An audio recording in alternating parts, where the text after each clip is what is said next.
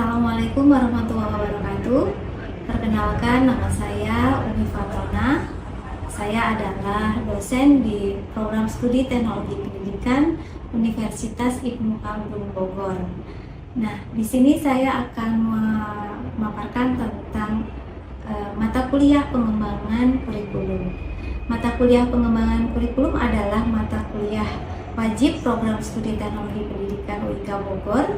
Mata kuliah ini memiliki mata kuliah prasyarat, yaitu mata kuliah teori belajar dan pembelajaran, model pembelajaran, dan pengantar kurikulum. Materi yang akan kita pelajari dalam mata kuliah ini yaitu yang pertama, dasar-dasar pendidikan Ki Hajar Dewantara, yang kedua, prinsip pembelajaran dan asesmen, yang ketiga, asesmen diagnosis formatif dan sumatif, yang keempat adalah struktur kurikulum, yang keenam, komponen modul ajar, yang kedelapan, prinsip pengembangan kurikulum operasional satuan pendidikan, yang kesembilan, komponen kurikulum operasional satuan pendidikan, dan yang terakhir adalah proses penyusunan kurikulum operasional satuan pendidikan.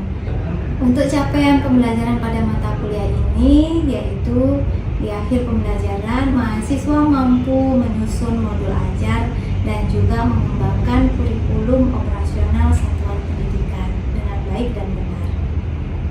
Berikut saya tampilkan video pembelajaran pada mata kuliah pengembangan kurikulum pada materi asesmen diagnosis formatif dan sumatif.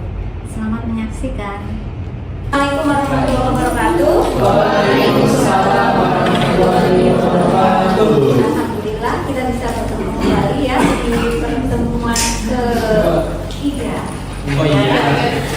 Pertemuan ketiga di mata kuliah pengembangan kurikulum. Tapi sebelum kita belajar, kita berdoa dulu ya.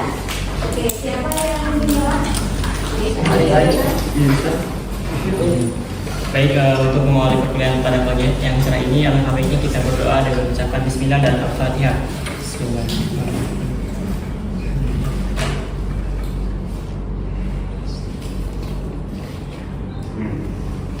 Doa selesai. Assalamualaikum warahmatullahi wabarakatuh. Waalaikumsalam warahmatullahi wabarakatuh. Apa kabar semuanya? Baik, alhamdulillah. Kayaknya nggak semangat. Apa kabar? Alhamdulillah. Luar biasa. Allahu Akbar. Luar biasa. Semoga hari ini kalian perasaannya senang ya.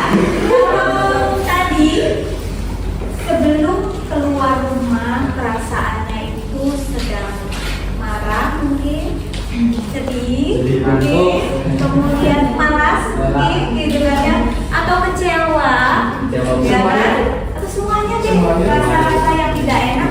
Nah sekarang silakan ditinggalkan di rumah saja. Nah sekarang kita mulai belajar dengan senang hati. Kenapa kok kita harus belajarnya dengan senang? Karena supaya apa? Supaya materinya bisa kita terima dengan baik, ya kan?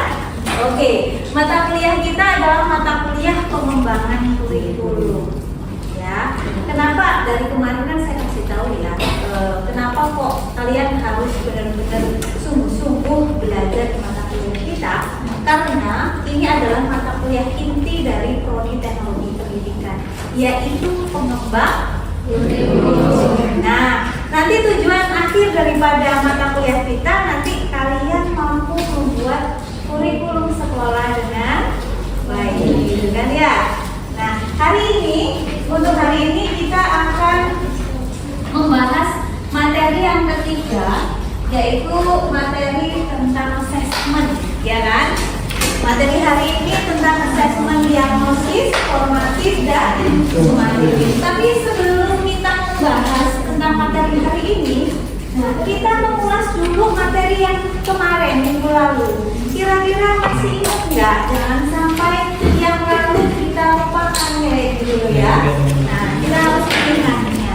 Coba siapa yang masih ingat yang kita pelajari minggu lalu itu tentang pembelajaran paradigma baru? Iya, ayo siapa yang bisa? Ayo silakan. Mungkin. Oh ya, Ari, Bu. Ari? Ya. Oke, Ari gimana? Menurut yang Ari tulis di buku pertemuan sebelumnya, pembelajaran paradigma baru yaitu memastikan praktik pembelajaran yang bersifat pada peserta didik, yang dimana kurikulum dibuat dengan melihat kemampuan, kompetensi dari siswa, kemudian merancang paradigma baru ini dengan melihat kompetensi dan asesmennya pun menyesuaikan dari peserta didik. Mungkin itu, Bu. Terima kasih. Oke, pembelajaran pada paradigma baru itu adalah pembelajaran yang berpusat kepada peserta didik. Ya kan? Tadi Ari bilang katanya asesmennya itu disesuaikan dengan peserta didik. Selain itu, apa yang dimaksud dengan pembelajaran berpusat pada peserta didik itu yang kayak apa lagi? Ayo. Ya? Pembelajaran yang dirancang untuk memenuhi apa yang dibuat sesuai dengan kebutuhan dari siswa. Oke, contohnya pembelajaran yang sesuai dengan kebutuhan peserta didik itu yang kayak apa contohnya?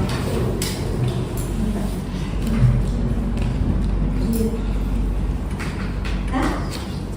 Ayo contohnya, contoh implementasinya di kelas. Ya. Ya, Tadi apa tadi? pembelajaran yang sesuai dengan kebutuhan. Yang kita tahu kan setiap siswa atau peserta didik punya gaya belajar sendiri. Ada audio visual sama kinestetik.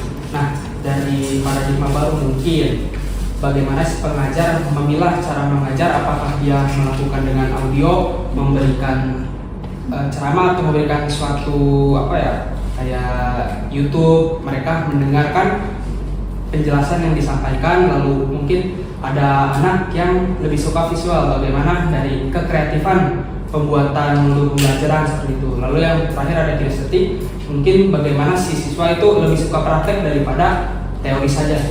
Oke, terima kasih ya. Nah, pembelajaran paradigma baru itu pembelajaran yang berpusat pada peserta didik yang sesuai dengan peserta didiknya. Kita tahu bahwa masing-masing individu ini berbeda-beda, betul tidak? Dari kemampuannya, ya kan? Dari gaya belajarnya pasti berbeda, ya kan? Ada yang sukanya itu belajarnya itu dengan mendengarkan. Ada yang tidak bisa cuma mendengarkan, harus dengan melalui apa yang dia lihat, gitu kan? Nah, ada juga yang dia bisa belajarnya dengan melakukan sesuatu, kayak gitu kan? Nah, artinya kalau dia belajarnya itu dengan bisanya dengan cara mendengar, berarti dia tipenya adalah audio. Nah, siapa kira-kira di sini yang tipenya audio? Saya, Bu. Oke, Rizky, bagus ya. Jadi kamu sukanya saya ceramah ya, ya. Oke. Tapi lebih kembangan lagi. Ya. Tapi bukan berarti yang di sini nggak suka saya ceramah gitu kan ya. Bisa jadi gaya belajarnya itu ada dua mungkin gitu ya. Tapi yang dominan, misalnya kalau Rizky kan dominannya adalah yang audio kayak gitu kan ya, gitu ya. Ya, kemudian ada juga yang gaya belajarnya visual dengan cara melihat, dengan cara membaca, ya kan? Ada sesuatu yang mereka lihat, gitu kan? Nah, itu berarti gaya belajarnya visual, gitu kan?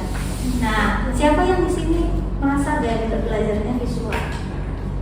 Kita tinggalkan ya materi yang lalu. Sekarang kita lanjut ke materi selanjutnya. Tapi sebelum kita lanjutkan, ada yang mau komentar? Tidak ada. Tidak ada? Oke, cukup ya. Kalau begitu kita lanjut ke materi yang selanjutnya, yaitu tentang assessment ya. Selama ini kita mengenal itu assessment itu formatif, ada summatif. Nah, untuk pembelajaran paradigma baru di kurikulum Merdeka, assessmentnya itu tidak hanya summatif dan formatif saja, tapi ada satu lagi, yaitu assessment diagnostik. Tapi sebelum kita bahas ketiga assessment ini, saya pengen tahu, jangan-jangan ada yang nggak tahu tentang apa sih pengertian assessment itu? Apa itu assessment? Evaluasi. Apa itu evaluasi? Penilaian. Apa itu penilaian?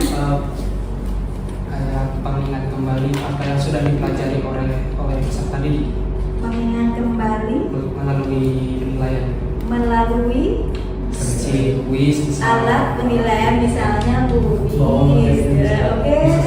Contohnya kayak seperti apa? Implementasi penilaian itu. Contohnya kayak apa?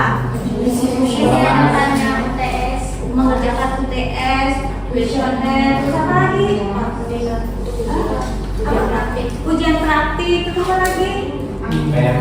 PR. yes. Dan dia apa lagi ayo? Ayo apa lagi? Coba. Saya bertanya begini sebenarnya salah satu bentuk assessment nggak sih? Iya. Iya, itu kan namanya assessment secara lisan ya kan? Saya bertanya kepada kalian. Nah, kira-kira kalian di sini ini bagaimana kemampuannya? Ya kan? Pengetahuannya tentang materi yang sudah dipelajari itu seperti apa? Atau pengetahuan tentang materi yang baru ini seperti apa? Sudah ngerti atau belum gitu kan? Kalau misalnya rata-rata di sini sudah pada mengerti tentang 3 jenis assessment ini, artinya saya tinggal penguatan saja. Tapi kalau misalnya nih ada yang belum mengerti gitu kan ya, artinya ya saya harus kupas tuntas mulai dari dasarnya ya kan?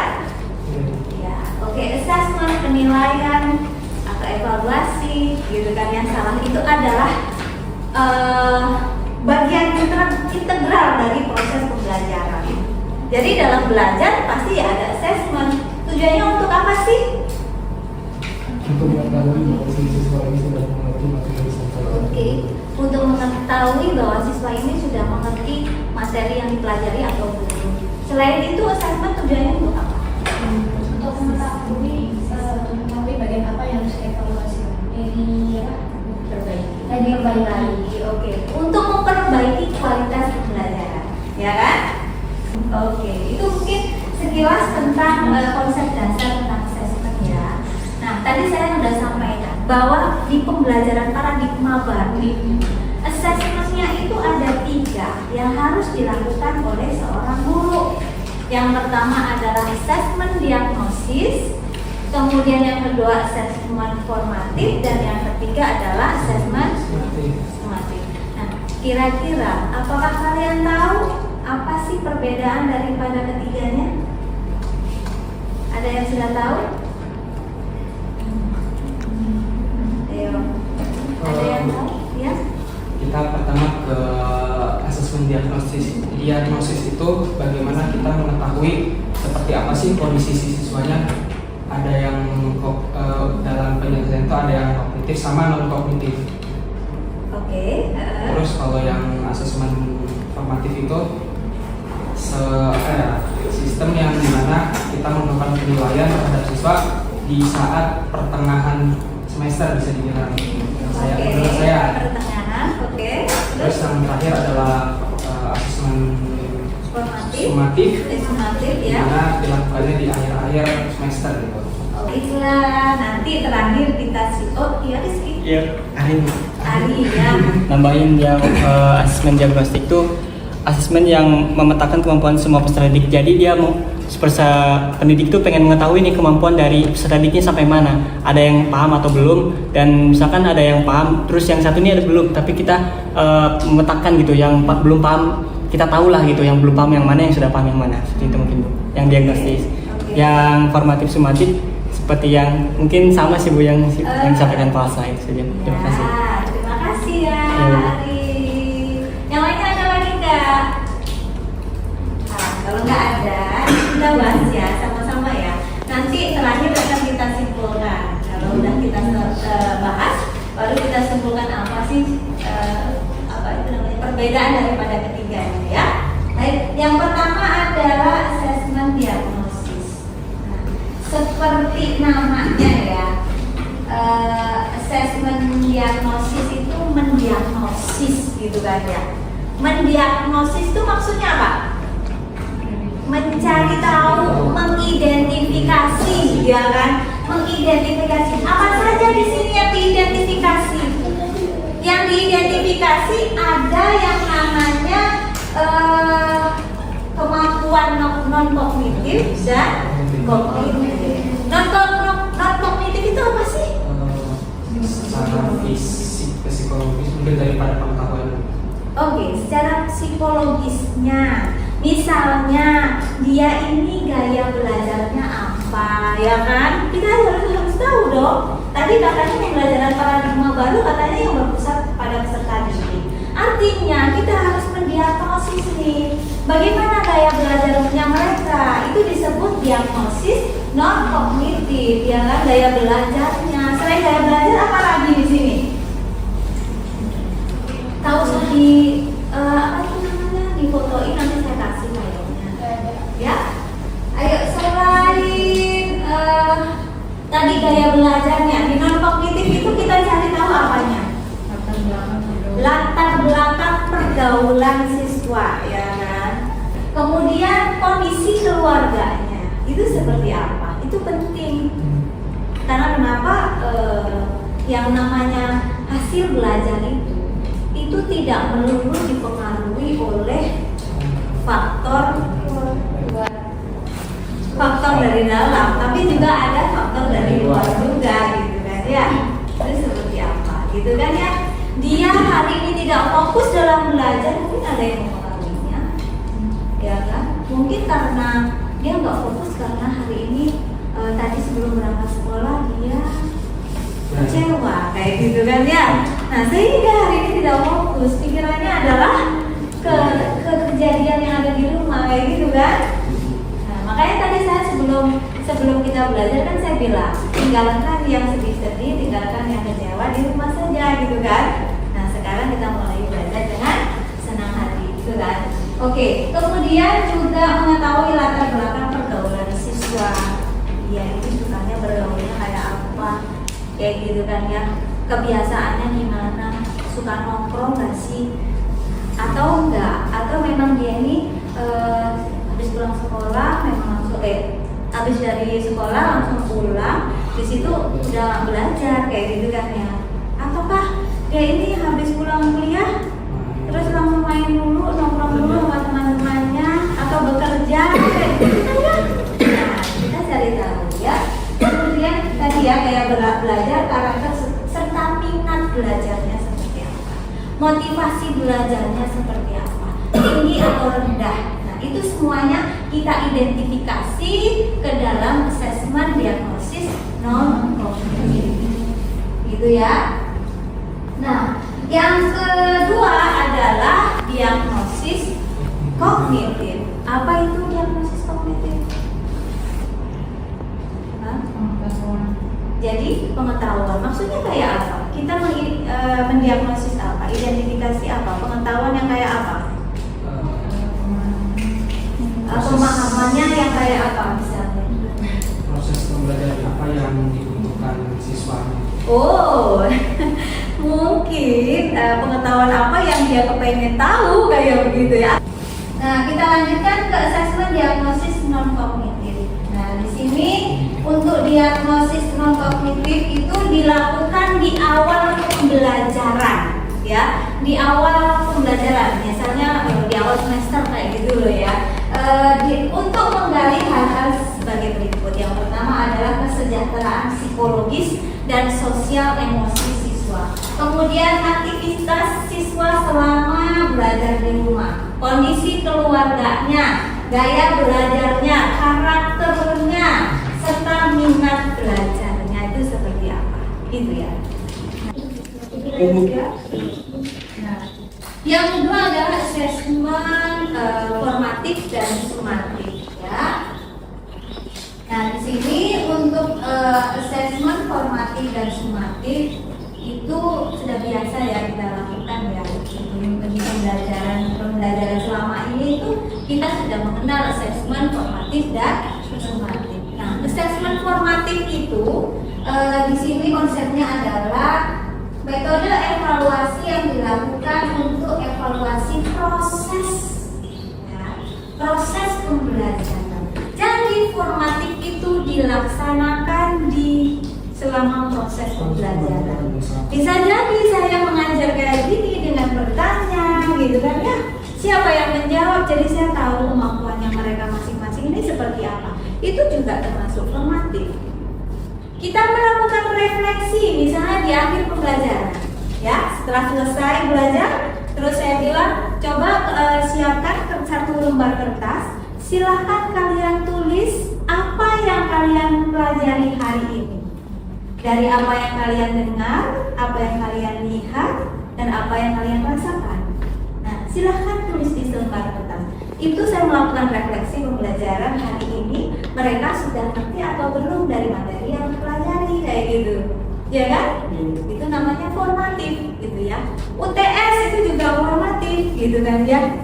Kuis itu juga formatif. Jadi memang proses pembelajaran itu disebut sebagai formatif, gitu ya.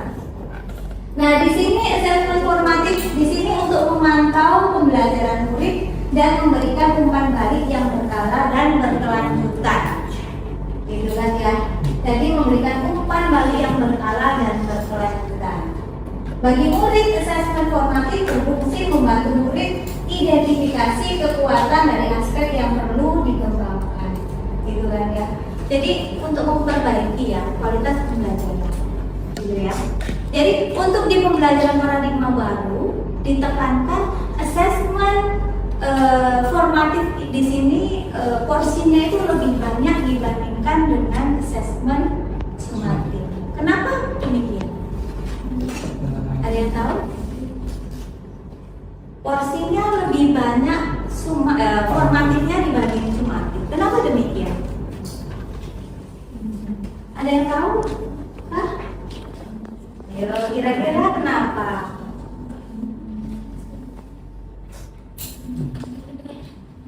Ya, karena kalau asesmen formatif itu kan dia lebih ke proses pemahaman serta kebutuhan, jadi prosesnya lebih lama. Sedangkan kalau sumatif itu kan di akhir pembelajaran berarti dia udah hasilnya aja gitu.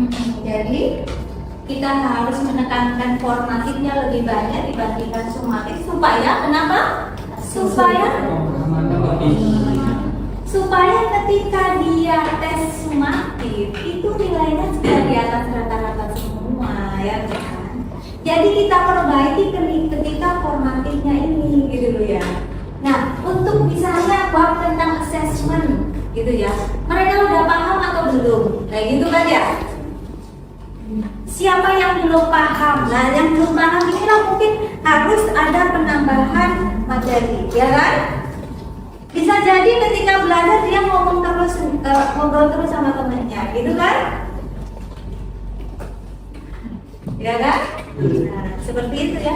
Jadi banyak kita lakukan assessment formatif dibandingkan sumatif. Harapannya ketika pas sumatif nanti nilainya itu sudah di atas rata-rata, sehingga tidak akan ada lagi yang namanya remedial, tidak ada lagi yang namanya anak tinggal kelas, semua naik kelas semuanya. Jadi pas proses inilah gurunya memperhatikan, oh bab ini dia belum paham, berarti saya harus memberikan mungkin materi tambahan buat dia, kayak gitu kan ya. Nah, seperti itu ya. Nah, untuk yang assessment sumatif ya, sebelahnya gitu ya, itu adalah metode evaluasi yang dilakukan di akhir pembelajaran. Contohnya UAS, ya kan? Contohnya ujian nasional. Kan sekarang udah nggak ada lagi kan ujian nasional ya? Udah nggak ada lagi yang namanya masuk perguruan tinggi itu memakai yang namanya ganteng, ya kan? Kalau dulu zaman saya NEM ya. Ya. Jadi dia bisa lulus itu tergantung NEM-nya. Kalau NEM-nya jelek dia nggak bisa lulus, gitu kan? Nah itu kan merugikan anak-anak. Dia udah belajar selama kalau SD 6 tahun, masa nggak lulus gara-gara yang satu hari, misalnya berapa hari kalau ujian nasional 3 hari? Tidak. Masa gara-gara yang 3 hari? Oke. Nah, untuk assessment sumatif seringkali memiliki taruhan tinggi, gitu kan ya, karena berpengaruh terhadap nilai akhir murid, sehingga sering diprioritaskan murid daripada assessment formatif. Jadi kadang-kadang murid itu menggampangkan di kuis kayak gitu kan ya.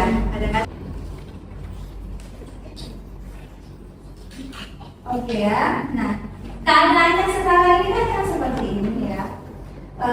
Assessment sumatif itu lebih dominan dilakukan, asesmen sumatif itu lebih dominan dilakukan oleh guru dibandingkan formatif. Tapi untuk pembelajaran di kurikulum baru itu harapannya formatif itu lebih besar dibandingkan dengan sumatifnya. Itu ya. Ketiga, asesmen ini dari segi waktunya, kapan dilakukannya? Untuk diagnosis itu kapan, sumatif kapan, formatif kapan, gitu? Ya. Mungkin kalau yang pertama itu dilakukan itu pas awal-awal untuk mengenal yang ya, diagnosis. Ya, itu dilakukan di awal-awal pembelajaran. Terus yang formatif itu kan di pertengahan ya, untuk dalam proses pembelajaran. Kemudian kalau sumatif di akhir pembelajaran. Nah, asesmen diagnosis tadi ada kognitif, ada kognitif. Yang asesmen kognitif tujuannya untuk mengidentifikasi siswa, psikologis, gaya belajar, minat, ya kan, dan lain-lain. Sedangkan diagnosis kognitif untuk mengidentifikasi kemampuan awal peserta didik, ya. Sedangkan asesmen formatif dilakukan selama proses pembelajaran. Tujuannya adalah untuk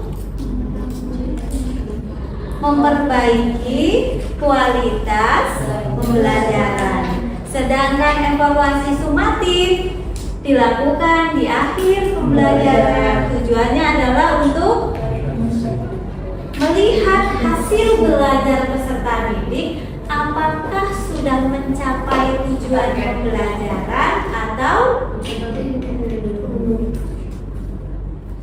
Oke, sampai di sini bisa diterima? Ada komentar atau pertanyaan? Oke, silakan.